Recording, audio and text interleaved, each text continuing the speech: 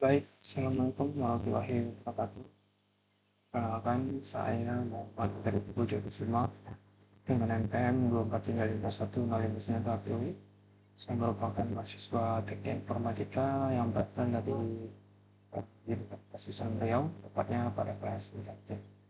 Baik, pada video kali ini tujuan saya membuat video ini adalah untuk memenuhi nilai tugas mata kuliah pemrograman web, yang mana tugasnya adalah membaca buku pemrograman materi bab 9 ini. Adapun tujuan capaian pembelajarannya di sini, statement bab ini diharapkan kita dapat menganalisis evaluasi JavaScript runtime dari Node.json hingga Deno dan Bun, serta memilih runtime yang tepat untuk kebutuhan proyek. Nah, poin kedua, kita dapat menjelaskan mekanisme dan blocking atau input-output dan peran terbuka startup.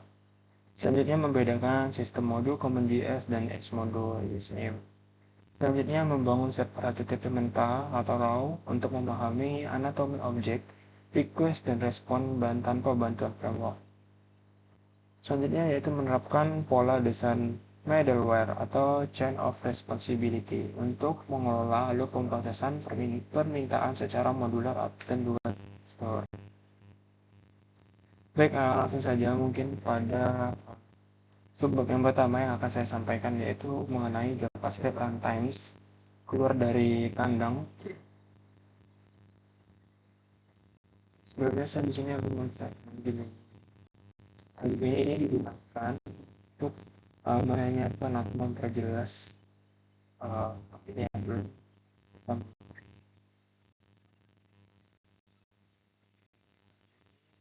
isi dan sebab pertama yaitu selama bertahun-tahun JavaScript hidup berkembang di dalam kandang browser, hanya berfungsi untuk membuat animasi, menu atau validasi formulir sederhana. Namun, pada tahun 2009, Ryan Dahl keluar revolusi gila dengan mencabut mesin V8 Engine dari browser Google Chrome dan membungkusnya dengan lapisan C++ agar bisa berjalan di sistem operasi komputer secara langsung. Nah, inilah kelahiran Node.json tadi, sebuah JavaScript rantai environment yang memungkinkan kita menulis logika backend server menggunakan bahasa yang sama dengan frontend. Sebelum era ini, full stack developer adalah makhluk mitos yang harus menguasai dua bahasa berbeda, misalnya PHP untuk server dan JS untuk browser. JS menghapus batasan tersebut, memungkinkan pengembang untuk iteratif produktif dan ulang kode atau code. Selanjutnya adalah namun Node.js bukanlah satu-satunya pemain di kota ini lagi. Meskipun ia adalah yang paling tua dan matang, sang pecinta Node.js sendiri, Ryan Dahl, menyadari ada beberapa cacat desain fundamental pada ciptaan pertamanya, terutama terkait keamanan dan manajemen paket sebagai penebusan dosa. Ia menciptakan Deno atau sebuah rantai modern yang dibangun dengan bahasa Rust. Deno hadir dengan filosofi secure by default, artinya script Deno tidak bisa mengakses file sistem jaringan atau environment variable kecuali kamu mengizinkannya secara eksplisit lewat flag saat menjalankannya. Selain itu, Deno itu mendukung TypeScript secara native tanpa perlu konfigurasi compiler yang rumit, menjadikannya pilihan yang menarik bagi pengembang yang mengutamakan keamanan dan modernitas sejak hari pertama. Selanjutnya adalah belum puas dengan saingan juara saing, muncul lagi pendatang baru yang bernama Bun. Nah, Bun ini emang klaim dirinya sebagai runtime tercepat di dunia, dibangun menggunakan bahasa pemrograman Zix yang berorientasi performa tingkat rendah. Bun dirancang sebagai drop-in replacement untuk Node.json. Tetapi dengan kecepatan eksekusi yang berkali-kali lipat lebih kencang, Bun bukan sekedar runtime, ia adalah all-in-one toolkit yang sudah menyertakan package manager atau pengganti npm. Nah, standar dan tes runner binary kehadiran Bun mengguncang ekosistem karena membuktikan bahwa JavaScript di server masih memiliki ruang optimasi yang sangat besar jika infrastruktur pendukung dengan efisien. Nah, penting untuk dipahami bahwa runtime bukanlah kode bahasa pemrogramannya itu sendiri, Ia adalah rumah atau lingkungan tempat kode JavaScript itu dieksekusi. Nah, Development Engine bertugas menerjemahkan kode JSON menjadi machine code yang dimengerti profesor. Sementara, runtime menyediakan API tambahan yang tidak ada di standar bahasa JSON. Seperti akses ke file system atau FS, akses jaringan internet, net, atau timer. Perbedaan utama antara runtime browser dan runtime server terletak pada API tersedia. Di browser kita punya Windows dan dokumen untuk memanipulasi tampilan, sedangkan di server kita mempunyai proses dan buffer untuk memanipulasi sistem operasi. Selanjutnya kita memahami batasan dan kemampuan lingkungan eksekusi. Ini adalah langkah pertama menjadi seorang backend engineer yang kompeten. Nah, meskipun Dino dan Bond menawarkan fitur-fitur menggiurkan, Node.json tetap menjadi raja tak terbantahkan. Di industri enterprise, karena ekosistemnya yang masif, jutaan pustaka di NPM Net Package Manager telah diuji dan dijalankan Node.json selama lebih dari 1 dekade, yaitu memberikan stabilitas yang bisa ditandingi oleh pendatang baru. Nah, namun kompetisi ini sehat karena memaksa Node.json itu untuk terus berinovasi, seperti menambahkan dukungan natif untuk Fetch API dan test runner bawaan di versi terbarunya. Sebagai arsitek, kita itu harus belajar memilih, gunakan Node.json untuk stabilitas jangka panjang dan kompleksibilitas luas, atau gunakan Bandino untuk proyek eksperimental yang membutuhkan performa mentah atau keamanan riset. Nah, kesimpulannya, JavaScript ini adalah bahasa universal yang bisa berjalin di mana saja, mulai dari server cloud, perangkat IoT, hingga fungsi serverless di tepi jaringan. Nah, mempelajari runtime server bukan hanya tentang menghafal sintaks baru, tetapi memahami bagaimana kode kita berinteraksi dengan sumber daya sistem di luar konteks pasir browser ini. Nah, inilah yang membuka pintu menuju kemampuan membangun API, melakukan streaming data, mengotomatisasi tugas sistem, dan membangun infrastruktur digital yang kompleks. Era di mana JS itu dianggap sebagai bahasa mainan sudah lama berakhir. Sekarang, ia adalah tulang punggung internet modern.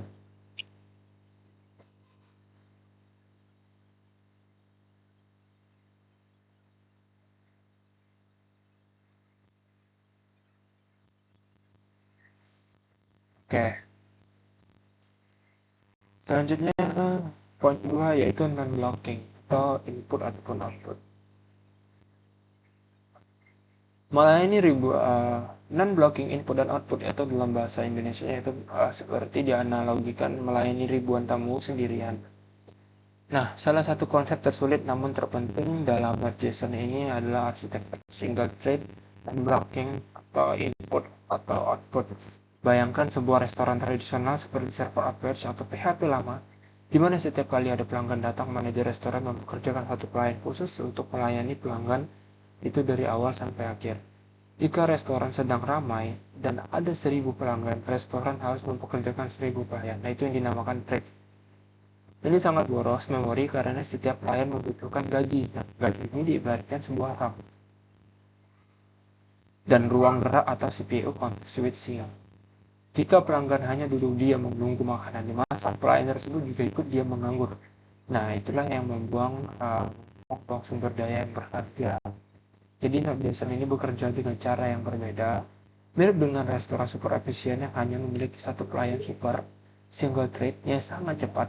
Pelayan ini bertugas mengambil pesanan dari semua meja. Ketika meja satu pesan makanan, pelayan mencatat pesanan dan menyerahkan ke dapur. Habis itu lari ke meja 2 dan begitu pula selanjutnya. Nah, dengan model inilah satu pelayan bisa menangani ribuan pelanggan secara bersamaan asalkan tugasnya hanya mencatat dan mengantar, yaitu input ataupun output, bukan memasak atau di dalam bahasanya yaitu adalah CPU bomb. Nah, jadi kunci dari keajaiban ini adalah pustaka C++, oke, bernama Lino. Mungkin kita bisa perjelas spesifik.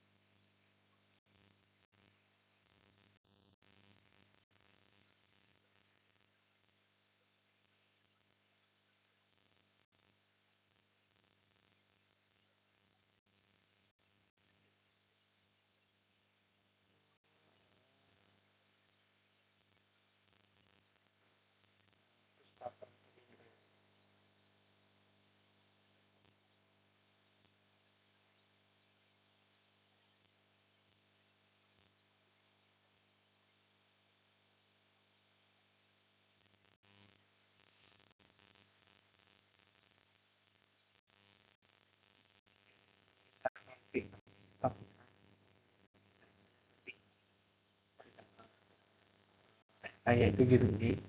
Ini diperbolehkan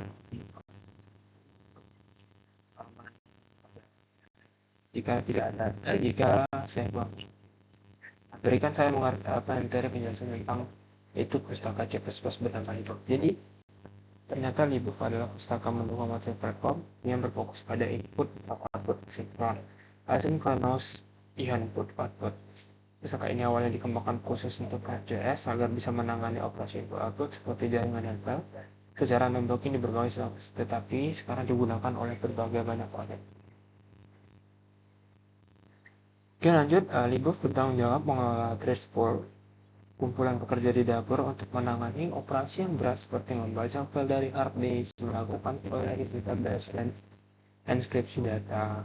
Meskipun data script ini di permukaan berjalan satu utas, tugas-tugas berat input output sebenarnya didelegasikan ke kernel sistem berjalan di satu utas.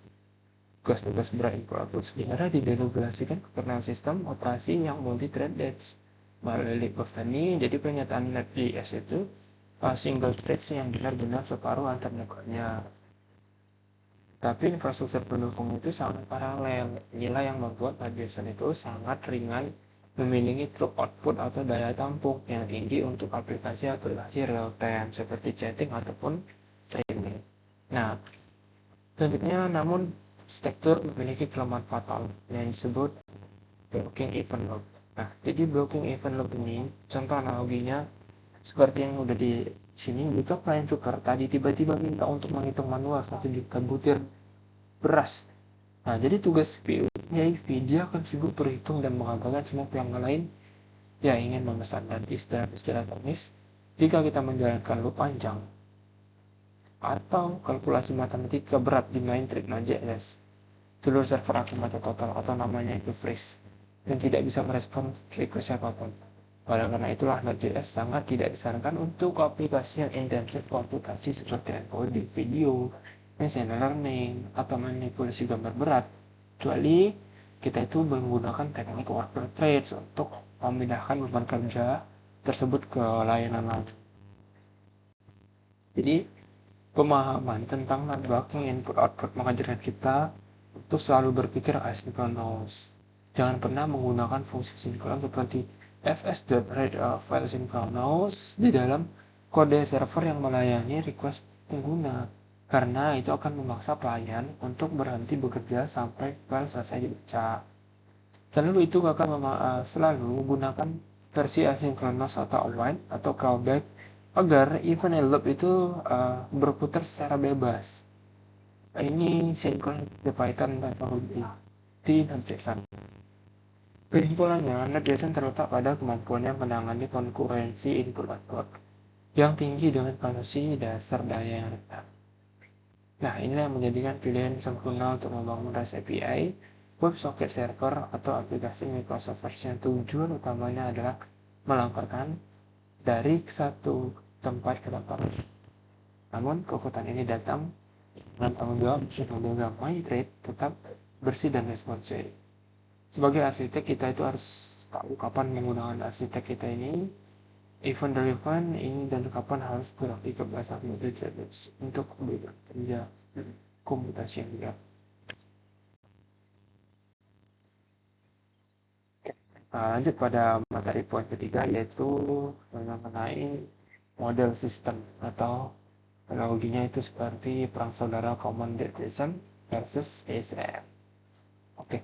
Dalam pengembangan perangkat lunak, memecahkan kode menjadi file-file yang kecil terpisah oleh modul adalah praktik wajib untuk menjaga kerapian dan kemudahan peralatan di masa awal Node.js. JavaScript belum memiliki sistem modul standar. JS menggunakan sintas require untuk mengimpor modul dan modul export untuk mengekspor variabel. Nah, jadi JS ini dirancang khusus untuk server. Ia memuat modul secara sinkron satu persatu yang cocok untuk request menjadinya atau di ekosistem backend. Lanjutan tutorial server akan dibangun di atas informasi ini.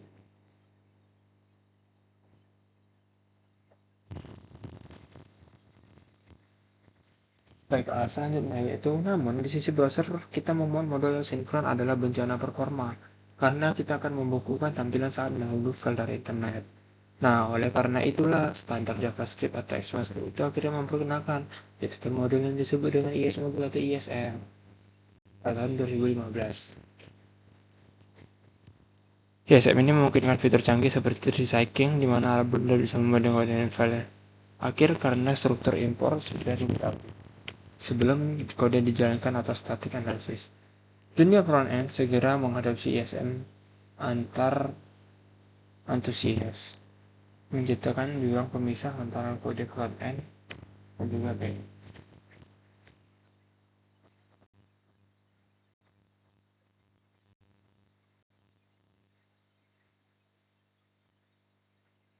Oke, selanjutnya adalah Node.js. Node.js ini menambahkan untuk ISM. Transisinya menciptakan kode kebingungan yang dikenal sebagai dua paket fase. Pengembangan seringkali bingung harus menggunakan return dan menggunakan import secara default. Kode Node.js anggap JS sebagai command untuk menggunakan ISM. Kamu harus mengubah ekstensi file menjadi NJS atau menambahkan modul dari package.js. Selanjutnya itu adalah canout atau cannot use import statement outside module di file JS ini adalah jadi matriks transaksi yang menyakitkan namun perlu persatuan standar ekosistem JS.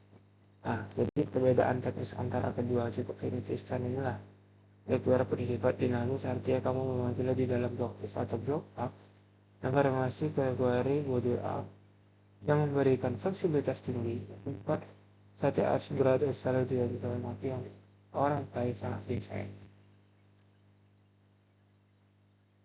yang menjamin struktur ketergantungan kode bisa diprediksi oleh mesin.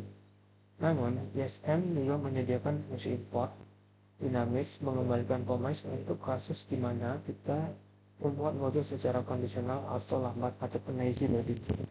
Nah, jadi sebagai arsitek yang modern, standar sekarang adalah selalu menggunakan ISM baru. Ini adalah masa depan sepeda.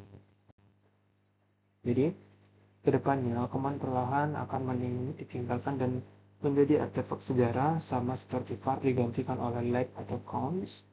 Deno dan ban sejak mulai awal sudah didesain untuk mendukung GSM dan first class citizen. Menggunakan ban berarti kamu sudah mesh yang feature proof, mudah dioptimasi dan oleh komputer, dan bisa dibagikan mudah ilmunya dengan mudah antara file dan data.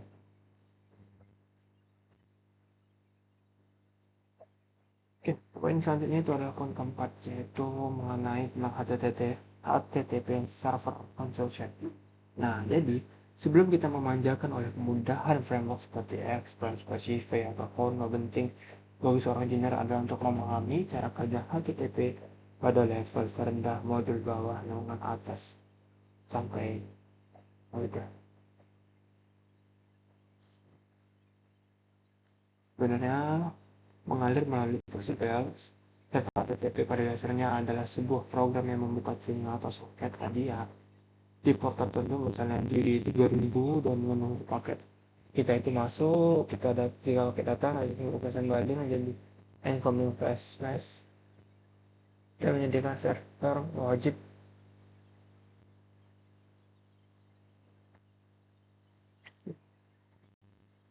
Oke, selanjutnya itu adalah anatomi objek request sangatlah kaya, ia berisi informasi seperti URL, diminta metode HTTP, GET, POST, dan lain-lain, dan tidak diseragian atau content type. Namun ada satu hal yang sering mengejutkan pemula atau body dari request. Mereka tuh yang disebut cuang atau strings di server mentah.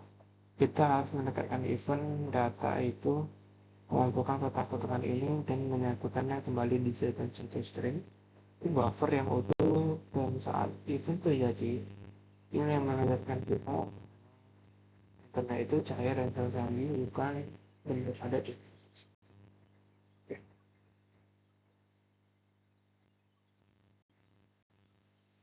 Di sisi lain, objek respon adalah kanvas kosong. Kita maksimal untuk kalian bisa mengumpulkan satu squad 200 ribu. Oke, pasukan.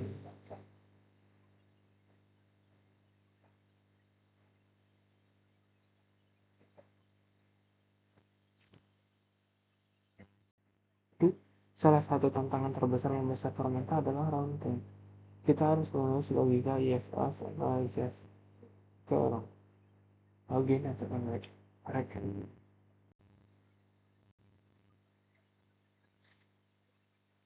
Selanjutnya adalah poin kelima, yaitu wild white white wire patterns atau jalur perakitan otomatis. Nah, di sini kita akan membahas merasakan susahnya logika server secara manual. Kita masuk ke konsep arsitektur yang diadopsi oleh hampir semua framework web modern, proses keuangan lainnya. Konsep ini mengakibatkan pemrosesan dari proses satu jalur, memberantakan uh,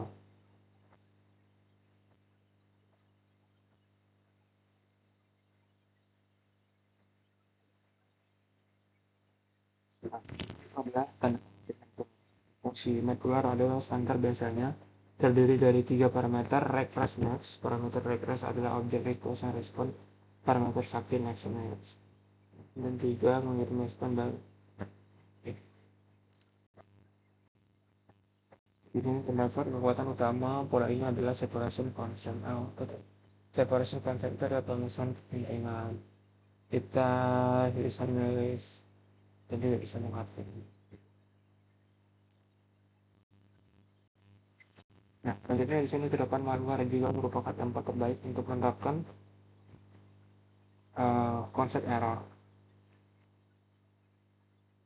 Kesimpulannya, malware ini adalah implementasi nyata dari pola chain of responsibility yang mengubah pandangan teori cost yang politik dapat berwajib itu menjadi fungsi-fungsi kecil modular dan mudah diuji sebagai arsitektur. Kemampuan merancang di lantai network itu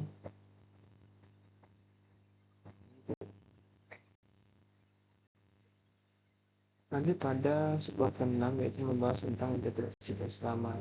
Jadi fikih batin dan pelayanan umat dalam arsitektur aplikasi backend adalah analogi teknologi yang sempurna untuk alam dan batin ataupun spiritual. Nah, selanjutnya di sini terdapat konsep non-blocking input output. Jadi dari kemampuan RDS yang disebut tadi, kekurangan mengajarkan kita tentang akses kerja ritme, pelayanan dan pernikahan.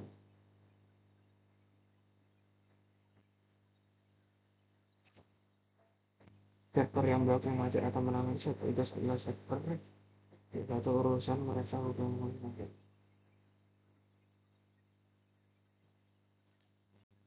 Pola dasar malware adalah metodologi teknis dari konsep Cheshire dan Nasos. Ini juga jiwa lanjut. Terakhir kesan UTP. Server adalah untuk mendengar return dan respon. Server adalah bisa dikenal sebuah kaum atau pelayan. Jadi kalau komunikasimu server yang baik,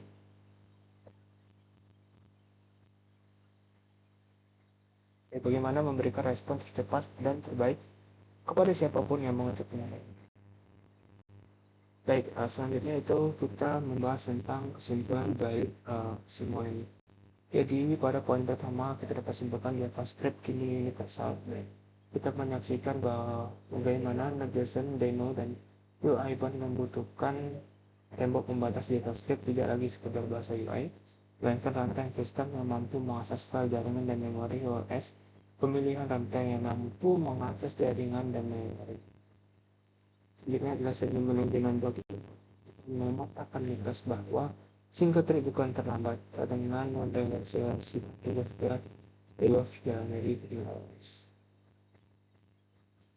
lalu poin ketiga itu ada standarisasi atau ini mengajarkan kita konsep dari sistem.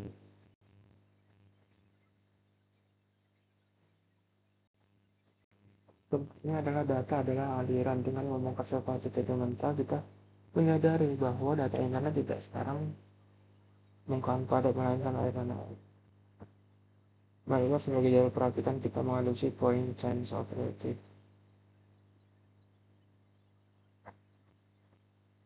Nilai ini mengajarkan kita tidak menumpuk logika dalam satu fungsi raksasa, melainkan memecahkan menjadi pos-posan pemeriksaan modul aus.